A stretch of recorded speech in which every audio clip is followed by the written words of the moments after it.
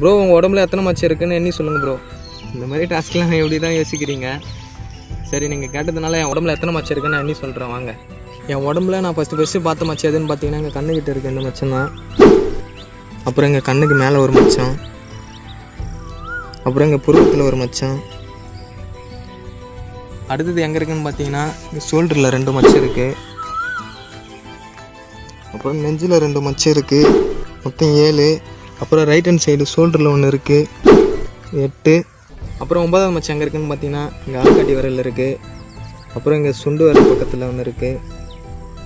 அப்புறம் இங்கே ஒரு மச்சம் இருக்குது. இப்போ 12வது மச்சம் இங்கே 1 இருக்குது. அப்புறம் இது 13வது மச்சம். அப்புறம் இங்கே 1 இருக்குது, மொத்தம் 14.